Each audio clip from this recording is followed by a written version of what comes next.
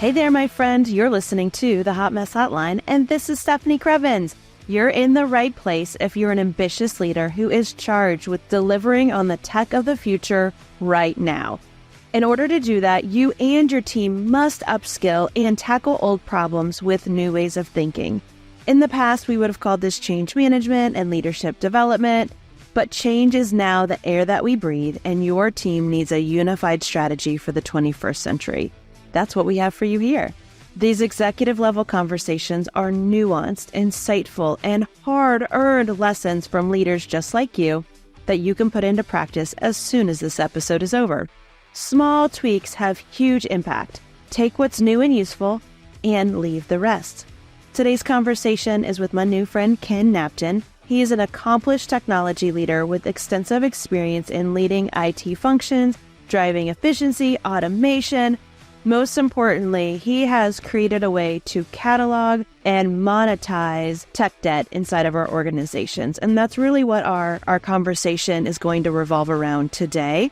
Not only is he an expert on tech debt, he has secured multiple patents and is recognized as a subject matter expert in this area and serves on the Forbes Tech Council. He also leads Rocky Mountain CIO, and they provide strategic IT direction and advice for our small and mid-sized businesses who aren't ready to hire that full-time CIO yet. So let's dig into this conversation about tech debt and the many implications and the many problems that it causes. Let's go. Ken, sir, tell us about your hot mess. You know, I am so glad to be with you today. It's exciting. I was looking forward to this conversation. So hot mess, right? Hot mess. So this was a situation that I stepped into. I kind of stepped into this hot mess. So I was hired into You stepped into the steaming pile of yuckiness. I stepped right into it. Yeah, that's right. So it kind of start from the beginning, right? So I was hired into an organization where they were 2 years and $10 million into a Salesforce implementation. And they had nothing to show for it, but nothing in production, nothing functional. So there's your hot right mess. Here. Whew, Yeah, that hurts me. Yeah, it was a mess. I mean, it was. And by the way, I will get into this as we go along, but I want to say right up front, this had nothing to do with Salesforce. This could have been, name your product, right? This could have been any other solution. It did not have to do with, the Salesforce solution itself. It really very rarely does. That's the secret. Yes. That's right. Yeah. So I was hired into this situation, and of course, the first thing I had to do was figure out, how did we get here? How did we end up in this, this terrible situation? And I'll tell you, it didn't take very long to figure that out. It was pretty clear. Really, let me guess, it had something to do with the culture, maybe. Spot on. Yeah. Yeah. So there were two kind of common mistakes that had been made. Okay. And I've seen these before, by the way. I mean, we could talk about other hot messes from prior lives, and we'd be talking about almost the same. We'd have almost the same conversation because I've seen this over and over and over. So two things I found right off the bat. One, they were not looking at this solution as an enterprise platform solution. Now, when you invest in something like Salesforce, and again, it could be any other solution, but in this case, that's what it was. You're looking to provide a platform for your organization. You have all kinds of functionality, capability, lots of stuff come along with the licenses that you're purchasing. And this organization was looking at this as, well, this is servicing's solution. Servicing is implementing this. And so sales, marketing, finance, or everybody else was like, oh, I hope they do great over there, right? I hope they do just fine with their solution. Right. And so they weren't looking at this holistically as a platform. And so one of the problems that caused, and this was a little bit later on in the kind of investigation and as I figured out what was happening, but one of the problems that caused was they were paying duplicative license fees. They had duplicative technology. The platform provided this capability, but they were paying for another solution outside of that platform, and they were continuing to pay for that. So now they had solutions that they were not using, but paying for. Wow. And I mean, that was to the tune of $5 million of annual license fees. $5 million of duplicative service. Yep. And that was only, I mean, we limited when we quantified that number, we limited our investigation to only the capabilities that they actually had and that they were already paying for. So obviously in Salesforce, there's lots of other things you can buy, you can add on, Sure. And with other solutions as well. So it wasn't, hey, we could have this. It was, we're already paying for this and we're not using it. Or we're paying for it from 3 or 4 solutions. In one case, there were 4 different solutions for the same technology across the organization. Where and how sales big was using this organization? One. So this was on a revenue perspective, they were about 500 million, 400 or 500 million, somewhere in there. Okay. So headcount, when I started, we were a little over 4,000 employees. Okay. I had about 200 in my organization, 220. Okay. And the reason I ask is there are some organizations that are super complex where duplication is necessary sometimes. I mean, I think the cases are more rare than they they make sense to, but at that size, you can't justify that. You cannot. No, for sure. For sure. You're right. And some large organizations, yes, there may be valid reasons for this organization to have their own solution, this organization to have their own. Sure. In this organization, that was not the case. And there were some significant revenue pressures as well. There were some significant headwinds here. So cost containment was super important. I mean, we were, during the course of my time there, we had several layoffs, probably 5 or 6 layoffs. And so you look at, well, do we lay off employees or do we consolidate our duplicative licenses? Yeah. And in this case, people were losing their job. And so yeah, cost containment was absolutely critical. Oh my gosh. And can you share what those overlapping services were? And if you can't, that's okay. But I'm thinking just to put meat on the bones here so people understand. Yeah. So there were several. I'll give you just one example. There were several places. Again, we did a full investigation. We looked at all the different solutions that they were using. Sure. The one case that was the most obvious was chat solution. So we had in Salesforce, obviously, there is a chat capability.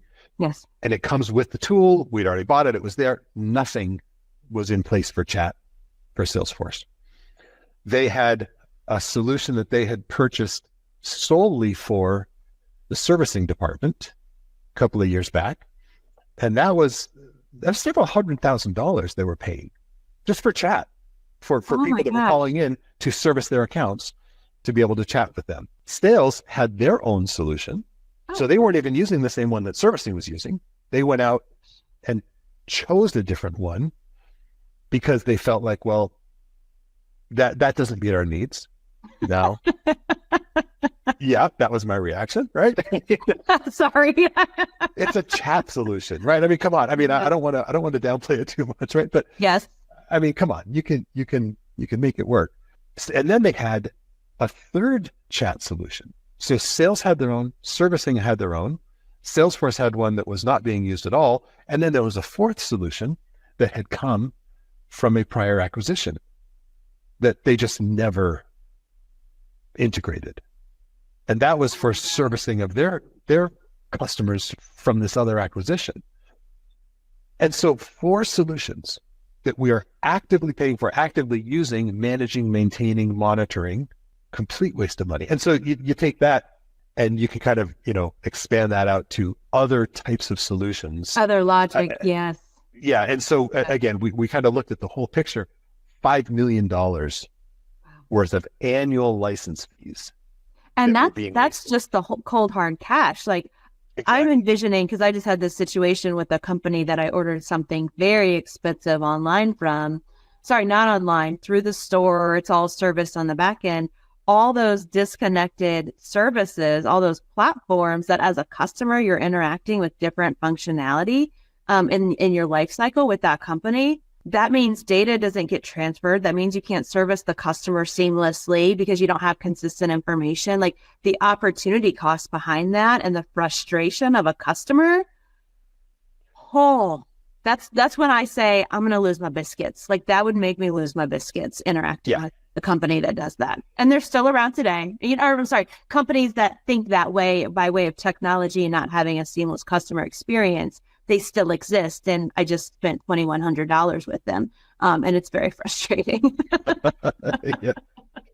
Yeah. Like I said, this is a common problem. It's amazing to me how common this is, but people get, it's to use a kind of a common term, right? It's the silos that exist inside the organization where the marketing person says, well, this is what our team needs. This is what we like. We have expertise in this, or we've used it before, or whatever. And you have servicing running their organization. This is what we want. And nobody's really looking across the organization to say, well, hey, yes, this may not be ideal for you, but it will work, right? It's good enough. It's going to meet your needs.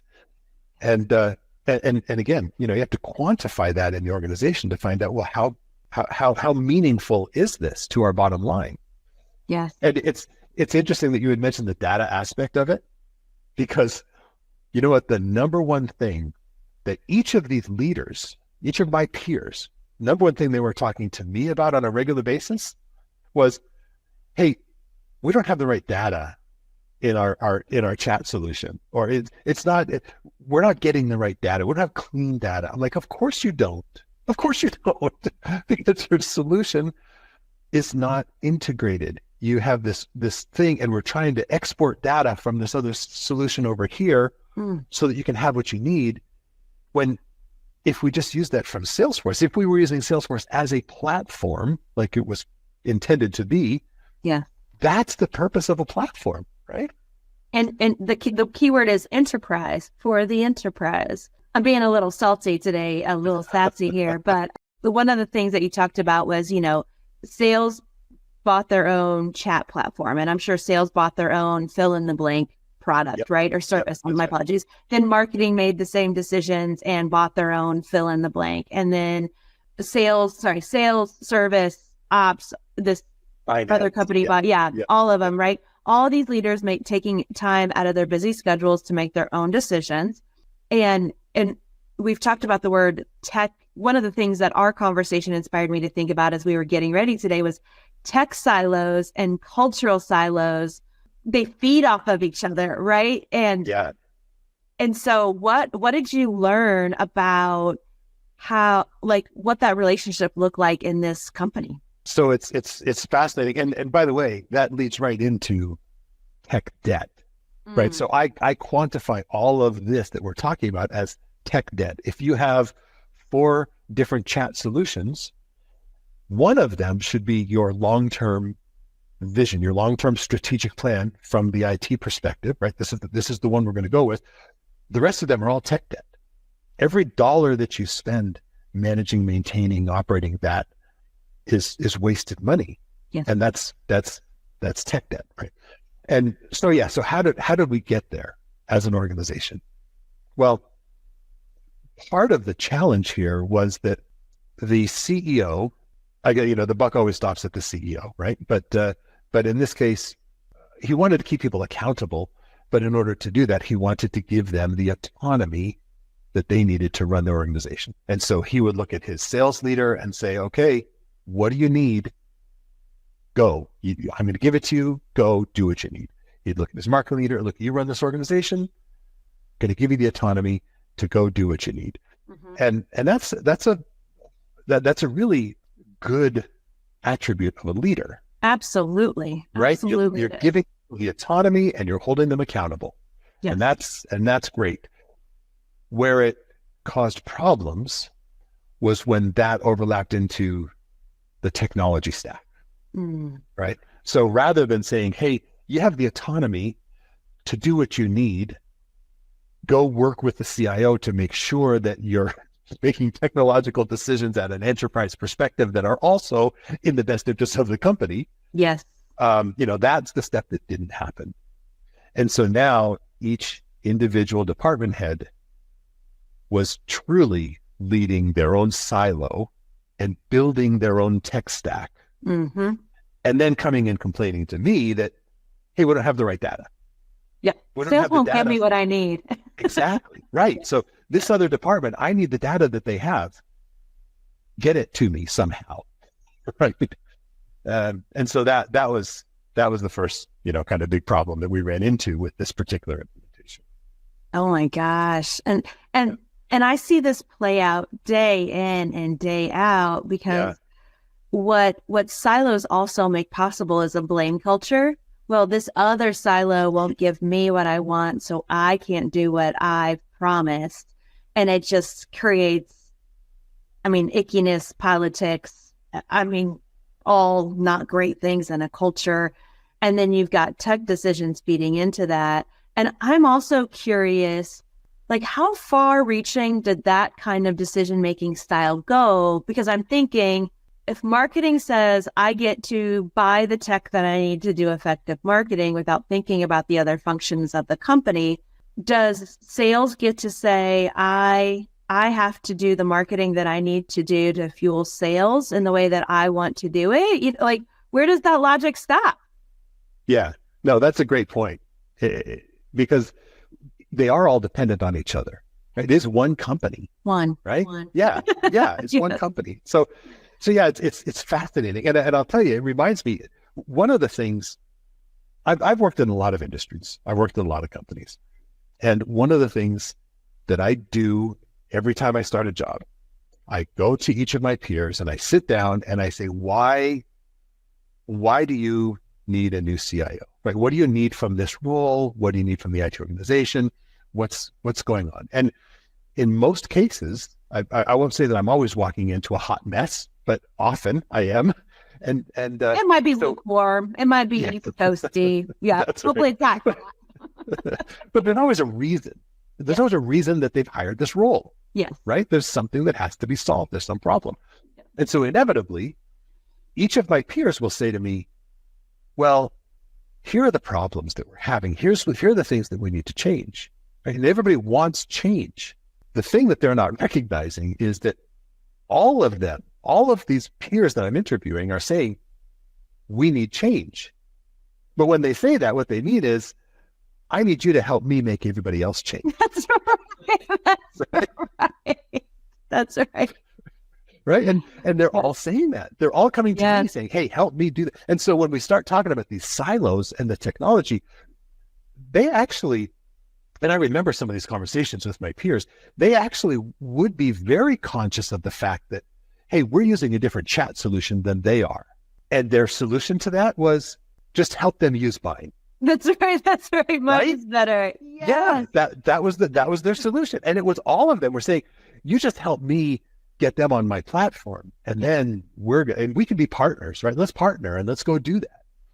And then when I didn't do that, when I said, hey, we've invested in a platform and that platform comes with certain things. And so we all need to move to that. Then it was, hey, Ken, you're not partnering with your peers, right? Because partnering with them would mean each one of them gets what they want. Which again is another sign of a siloed organization that doesn't think cohesively because there's us versus them. There is no us versus them in a company.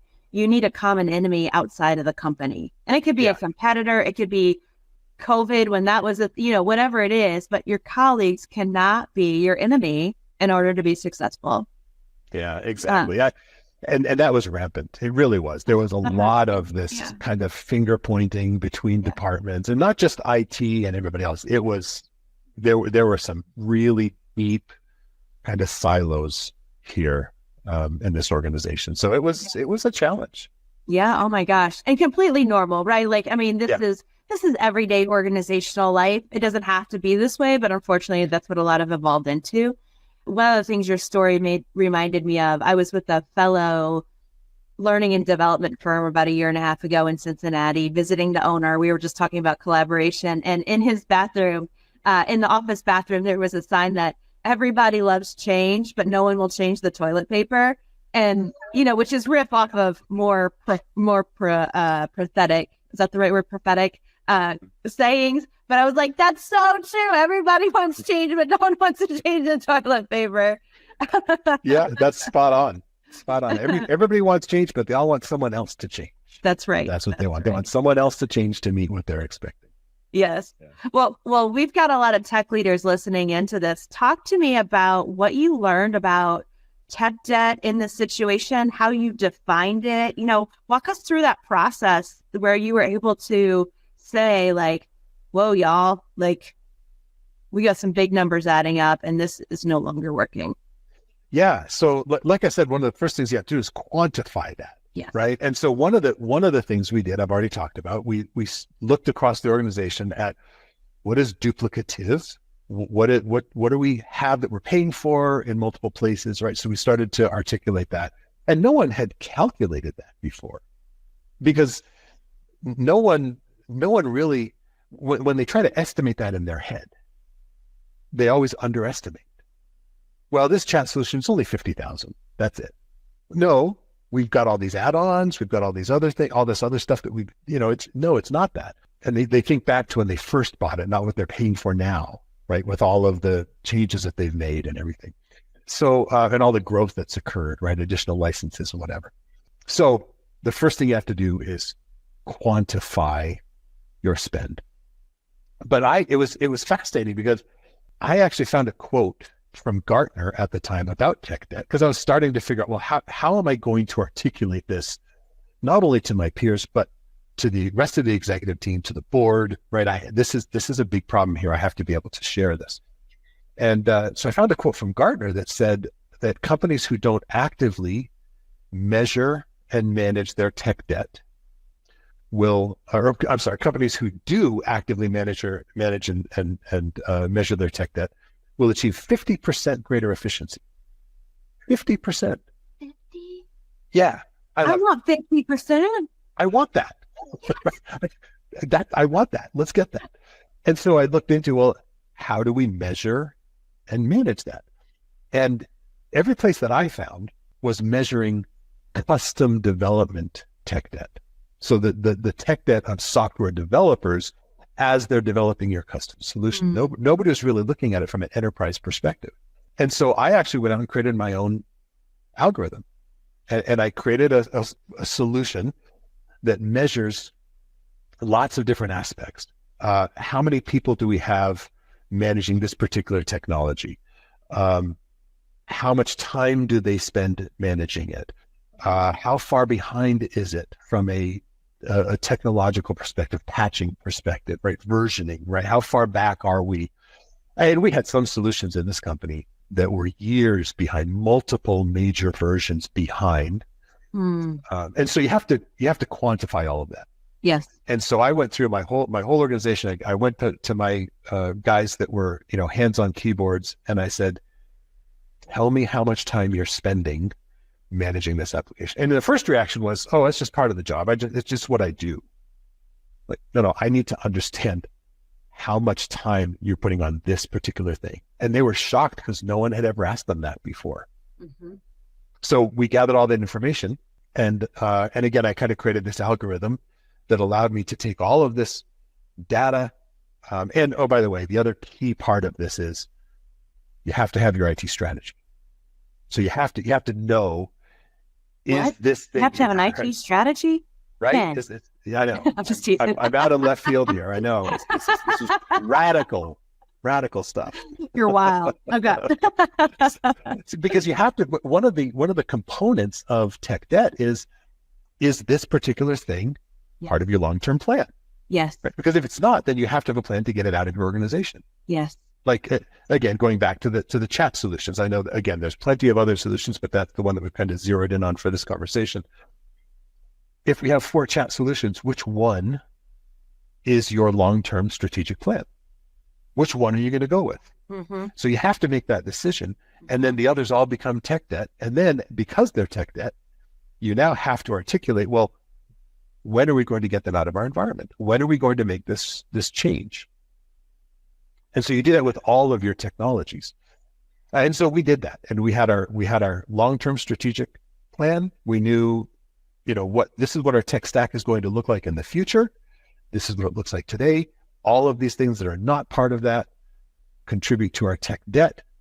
And then I was able to take that and boil it down to a single number that I went to the board and I said, we are X% leveraged from a tech debt perspective. And that really kind of solidified this whole conversation. Now we had something specific we could talk about. Yes. And it created a lot of angst because a lot of my peers saw their technology on this list of, we have to get this out of our environment. Oh, yes. Right. But it's not part of the plan. So let's start planning for, when are we going to do that?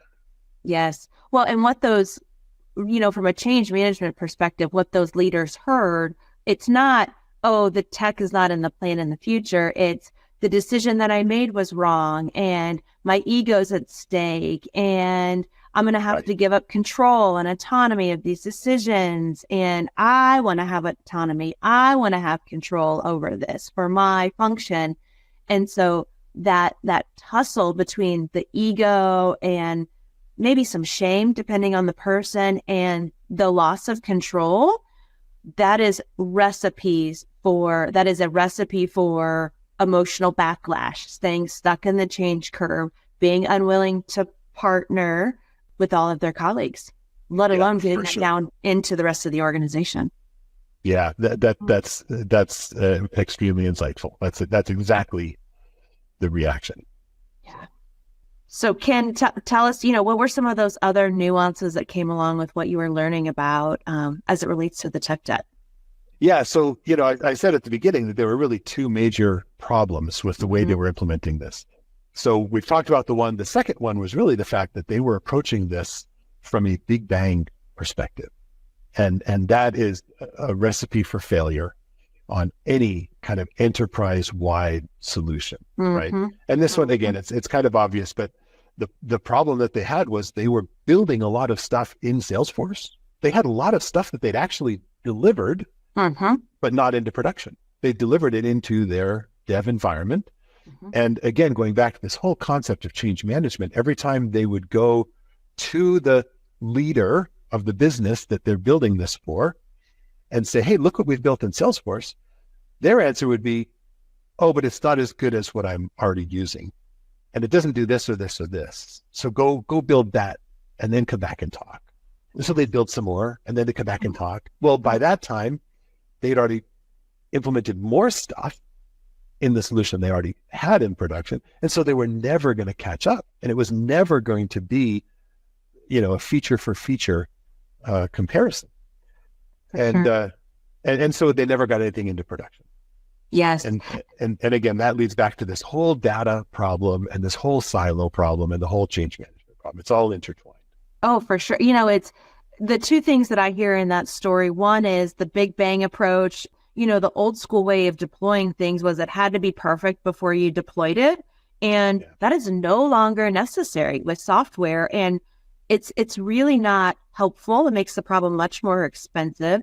And when you're trying to take an enterprise level system and customize it to match the capabilities of very niche services like a Calendly, like a Slack, like a DocuSign, all those folks have gone extremely deep in the capability in one little area versus being great enough or good enough in key areas across the enterprise. You will never be able to keep up with that. You're just making your problem even more expensive by trying to customize and code Salesforce to match Calendly, for example. That's a lame example in the IT world, but you all know what I mean. Like at some point, it has to be good enough because it's functional and you have cohesive data. Yeah, you're spot on. And again, this goes right back to this whole conversation we've been having. about these silos and these individuals that this is what we use, this is what we have, this is what we're used to. And the irony here is that as they go out and choose their own solution, they are perfectly willing to say, well, we're going to implement this slowly. We're going to do this piece first and make sure it works. Then we're going to do this piece, make sure it works. And we're going to do this. And they build it up over time, right, with the solution they're implementing. But when it came to, hey, we're ready to put Salesforce into production, it was, oh no, it doesn't do everything yet. Right? So with their own solutions, they're perfectly willing to take a little bit of, give and take, and we have to try it out and we're going to tweak as we go. Yes. But with the enterprise solution, they're not ready to take it until it will do everything. And it has to be feature for feature, which to your point, it's never going to be. Yeah. Right. It's just not. And I remember having a conversation with one of my peers about that. And I said, look, when you have a suite versus a best in breed, you are never, it's always going to be more expensive to do best in breed. It's always, you're going to buy multiple solutions in the suite. You're going to have a little less functionality, maybe. It's maybe going to be a little more clunky, but it's going to be integrated. The data is going to be there. There are benefits that come with that. And it's always going to be cheaper. Yes. To do the enterprise solution than the best in breed. And he was shocked. He's like, oh, I don't know that that's true. Well, okay then. How many staff do you have devoted to transferring data that could be automated? Right. Yes. Yeah. Oh my gosh. I mean, we struggle with that. We're a small business. We're a micro business in comparison to a lot that you've worked in. We are light years away from ever needing a CIO, but we have the same problems. And during the pandemic, so many different platforms exploded their capabilities and kind of started fraying the edges of what their best in breed is as a way to build an ecosystem for that platform. And I know that's kind of like the latest tech strategy is to build your ecosystem around your platform and make everyone else fit into it. And last year we tried doing that, and I invested thousands of dollars into customized solutions because one thing was going to be our hub that at the end of the day couldn't be a hub. And so we're switching to an enterprise solution made for businesses our size. And my staff is saying, oh, well, we can pay to customize this and pay to customize this. I'm like, no, we will live with the limitations of this system because it's not necessary. At the end of the day, it's not necessary for where we're at right now. But they don't see that. They see, oh, but I want this capability and I want this capability. And I'm like, that's nice. Okay, we're not going to do that. So it happens at businesses of all sizes. And it's so easy to go down the rabbit hole before you kind of pull yourself up for air and be like, how much should I spend on that? We're still not done. Yeah, no, that's right. And kudos to you for recognizing that, because you're right. This is just a problem of scale. It is. This is a problem at every company. Yes. Everyone faces this same challenge. It's only a question of scale. Yes, agree completely. Let's take a quick commercial break, and we're going to talk about why is Ken more awesome as a leader? What has he been able to do since being able to create this equation for tech debt, but not only that, seeing and learning what he knows now based on what he went through then. All right. Well, we take a quick break from this amazing conversation today. I want to share with you a new tool that I have for you. I think that there's a myth in our workplaces. Well, let me say this. I know there's a myth in our workplaces that meetings have to suck, and I don't believe that whatsoever. By all accounts, our time in meetings have doubled, if not more, since the start of the pandemic. And this time with your colleagues should not be a waste of time. It should be the most valuable. So if you're looking for more resources to lead meetings that are productive, powerful, impactful, and have everyone participating, get over to my website at stephaniecrevens.com/lead kick-ass meetings and get some new tools so that when you leave a meeting with your colleagues, you're not left going, what the actual F was that? You're going, yes, we're going to take on the world together. Let's get this done, because it was an unbelievably powerful meeting. Those tools are out there for you, my friends, and they're on my website today, stephaniecrevens.com/lead kick-ass meetings. Now, let's get back into that conversation. So, Ken, it's been many moons since you've been involved in that company and evolved your tech debt strategy. That's a little harder to say than I realized. It's a Tech debt mouthful. strategy. Yeah. What have you taken with you since that experience? Yeah, I think this whole concept of being able to actually quantify your tech debt, right? I think most companies understand financial debt, and they understand that financial debt can be both positive and negative. Right. Too much financial debt will be a huge burden to your company. However, you can strategically take on some financial debt in order to build your company. Yes. And so this whole kind of hot mess that I went through, really, it's kind of helped to solidify this concept that tech debt is very, very similar to financial debt in the concepts, but people just don't talk about it that way. Usually when executives are talking about tech debt, it's always a negative thing. It's always bad. All tech debt is bad. And that's not necessarily true. There are times when you will strategically make a decision to say, you know what, this is our long-term plan, but in order to get there, we have to have 2 chat solutions for a period of time, right? For whatever reason. Right. And the problem in the past has been no one has quantified that. What's the actual cost? And no one has ever gone back and said, we're going to pay down our tech debt. Right? Once those decisions are made, you just kind of keep moving forward. Yes. And it just grows and grows and grows.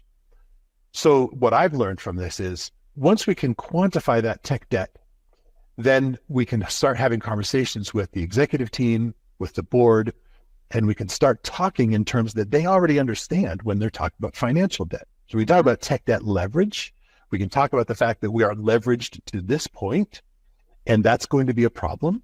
So we have to get down to this point.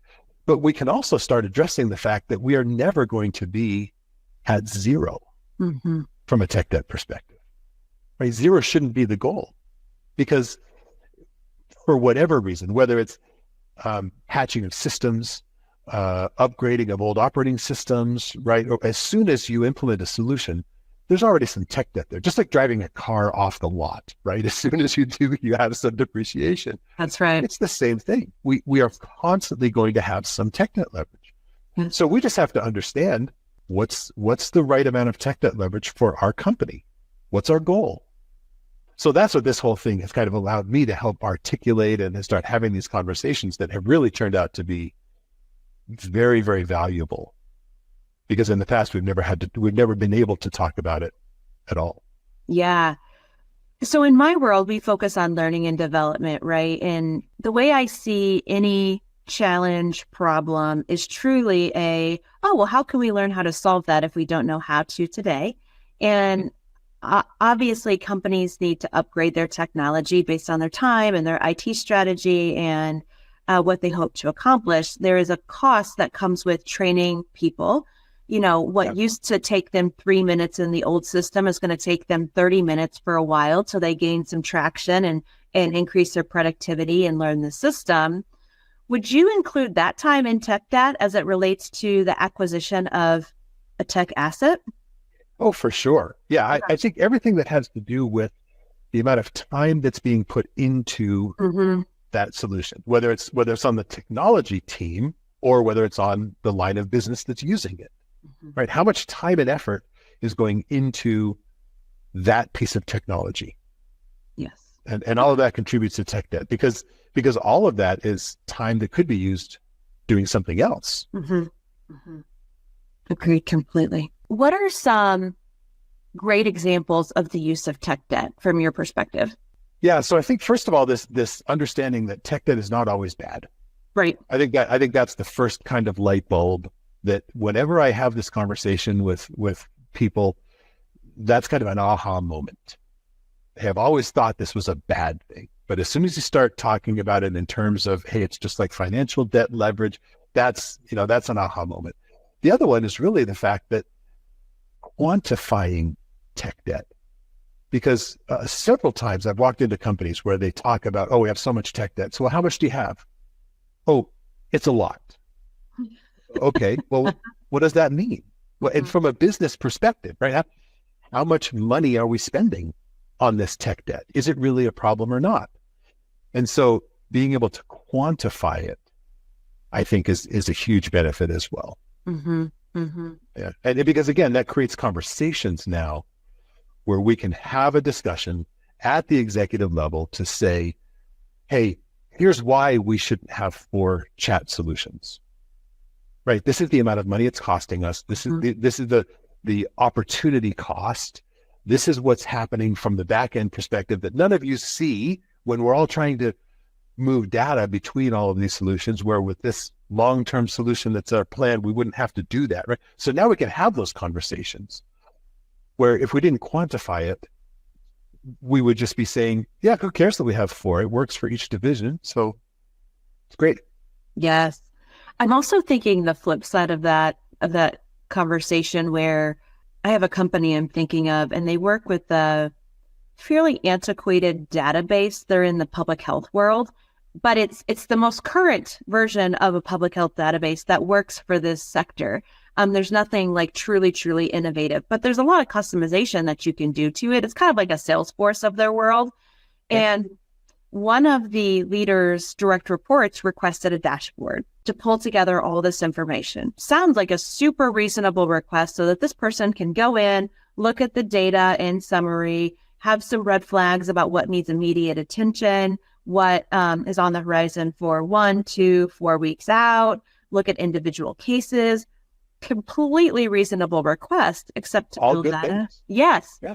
Except to build that out, given the limitations of the system that they use, that's a $4 million endeavor. And I may be exaggerating, but it's a ton of money. Let's say realistically, it would take $750,000 to build out a dashboard, when the level of staff at their salary, like those folks, rightly or wrongly, won't make $750,000 in the next 10 years.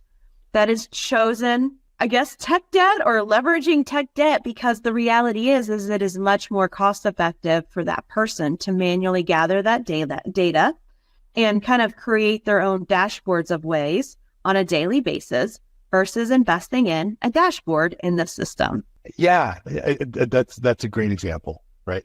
Because these are the challenges that it will create for an organization. Mm-hmm. Now, in this case, the way you've explained it anyway, this particular solution, it is the most current that they have available for them. It doesn't have the capabilities that other solutions would have that would make it really easy to build these dashboards and do these ETLs and whatever else they would do. Yes. So that's where they are. So that's not necessarily, again, this is an example of not a bad tech debt, right? Now they just have to make this cost benefit decision of, well, is it worth it for us to build the dashboard given what it costs? Yes. But they can't upgrade this particular system because that's the most current they have. Yeah. So that is what they should be using. Yes. But they have to understand the limitations of it. Yeah. And reality is, of course, they could upgrade to something else. Reality is, of course, there's another system, maybe not exactly customized to their sector, that could solve some of these problems. But those are also much larger cash investments. That's not a reality either, or not a choice they can make.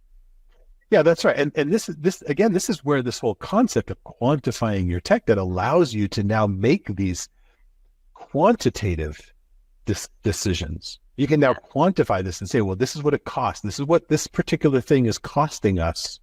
It's costing us the inability to create these dashboards. So if these dashboards are going to be really important for us, and we believe there's going to be efficiencies that will come from that, well, maybe then the solution is, let's go upgrade this solution to something else so that we can have that. Of course. Yeah.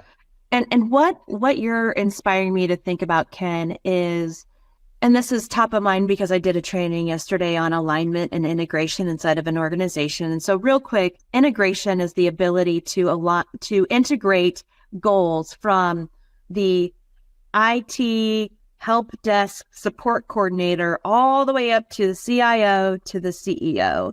And strategic execution actually requires us to have that level of integration where all goals make sense and line up to organizational goals. It's not always literal and it's not always completely linear, but that's integration. And then alignment is in between the departments. So across the organization, goals also stack up to make sense and lead to organizational achievement. So that's alignment. And and I said something similar to what you just said is, let's use this information to have conversations and discussions and create agreements about priorities across the organization. And tech debt is one way to have that conversation to say, because really what we're getting at is misaligned priorities across the organization.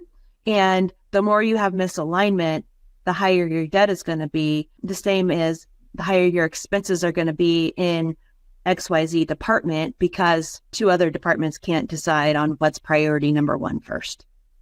Yeah, excellent point. That's right. And it creates this visibility across the between these silos, right? For lack of a better term, where now when you start talking about tech debt and what it's costing us as an organization, now you can look at, because before that you'd look at the organization and say, well, I have what I need, they have what they need. Who cares? Let's keep going. Where now you can say, hey, this is what it's costing us from a bottom line perspective as an organization. So now we have visibility into, well, okay, this is what this is going to mean then for them to change. What's it going to mean for us to change? Which one's the better one? Which one's the one to take into the future? So you create these more meaningful conversations because you now have this ability to quantify and discuss in real terms, as opposed to some nebulous thing of, hey, it's just tech debt. It's just a lot. It's just a real big number. Yeah. So for our leaders that are listening in who are, and this is my last question, because I got to let you get back to solving some tech debt issues here. Yeah. Hey. But for our leaders listening in who are like, oh, heck yes, Ken, like, yes, I know we have tech debt, but the second step is having the conversation. What are some of the key questions that you think is important for leaders to bring to that conversation to get to true partnership, true shared perspective? Yeah, well, I think you have to first of all identify. I think there's too much tech debt is kind of under the covers that people don't know about. So you have to identify where this exists. So asking those questions about, what are you using? What are you using it for? Why are you using it? Understanding why duplication exists and where the gaps are. So those are the questions. And then I think you have to understand, again, going back to this topic of the visibility between departments, between the silos of who is it going to be more painful? Who's going to be more challenged to change their technology, to change what they're doing, to change their solution? And that's not always the only answer. You have to look at the costs associated with it. If this is a $500,000 solution, this is a $20,000 solution. Well, will the $20,000 solution work for everyone? Because financially, that would be much better, right? Or 80%. Yeah, I tell you what. One of the things I work with my client, it's a 700%, about 700% IT organization. Is we talk about 80-16-4. Does this work for 80% of the people? Yes. Then yes, that's the solution. Yes. 16% thinks that they're exception. They're not really that big of an exception, but you got to talk through some of that and reconcile expectations or reconcile their needs. And 4% is truly the exception, there where they might need a specialized solution or a customized solution. But if you can solve for 80, by God, you've solved for it for the company. Yeah, I love that. Yeah. Yeah, I borrowed that from them. So that's great. I love it. I'm going to borrow it. So step one is bringing the numbers to the table. And you do that by asking why. Why is this important? Why is this needed? Why do we have this? Step two, if I heard you correctly, is, okay, so let's talk about who is this most important for? And, is this something that really sales opinion matters way more than ops opinion, for example, because of the nature of the company? Yeah, and who's impacted more? That's yes, great question. Yeah, who's impacted more, and letting their voice carry more weight and sharing with people why. And then what would you say, just to kind of put this in a process for folks, is the third step? Yeah. So then the last one would be, what is your enterprise strategy, right? Going back to that nebulous question of, right, Yes. what is it? Because again, in this particular case, we had a chat solution that servicing was happy with. We had a chat solution that sales was happy with. No one was even looking at the enterprise solution, chat solution, right? No one was even looking at that. And so we have to then answer the question, what is our IT strategy? And if the IT strategy is to use the platform because it's going to fix all these back-end problems for us and it's going to make us much more efficient from a data perspective, then getting rid of both of these solutions and merging them both into the platform is the right thing. Yes. That's not always the right thing. Sometimes there may be a reason to choose one or the other that's not part of your platform. So creating that IT strategy and getting everyone aligned around that strategy, that's kind of the third step of the process. Yes. And there's an element of when you're in a function like IT that if nobody is happy, you found the right compromise. Like sometimes that's my go-to, right? It's just like, all y'all don't like it? Great. We made the right decision because we finally got there. If everybody is equally dissatisfied, then we're good. Nailed it. That's right. And not out of spite at all, but it's merely, someone had to make the decision. Someone had to step into the messiness of it and say, we're going to take action and here's the action. And any leader that's bold enough to do that is doing the right thing. Spot on. I love it. Awesome. Yep. Oh my gosh, Ken, thank you so much for this great conversation. You got me all jazzed up. And I actually have a client I want to share this with because I think they are going to love this conversation as much as I've loved it and take away so much. So thank you. Yeah, thanks for having me. This was a whole lot of fun. Oh my gosh. So Ken and I talked about so many things, but here is the statement that is going to stick with me for a very long time. And that is, tech silos are cultural silos. Can I get an amen on that? Anytime we have tech that doesn't talk, we got people that don't talk. And so how do we break down those silos? We certainly have our go-to tools. I know Ken does as well. You've got to tackle the tech silo and the cultural silo with slightly different tools, but you have to bring them together. That's why I believe in our unifying change architecture strategy so much, is that our companies are too splintered, yet our top level leaders are too accountable for delivering shared results. And we just don't have our ducks in a row in order to do that. So I hope that you'll walk away from this conversation with the mantra, tech silos are cultural silos, and know that there are resources out there to help you solve for that so we can bring cohesion to our organizations. All right, my friend, first and foremost, if you got value from this conversation, I would be unbelievably honored if you would share it with someone in your network so that we can bring more pro troublemakers to this world, more folks willing to knock down those silos that are holding our organizations back. And now let's get off whatever medium we're listening to here and get back to focused, transformational work that delivers impact for you, your team, your organization, and the world. And I'll see you soon, my friend.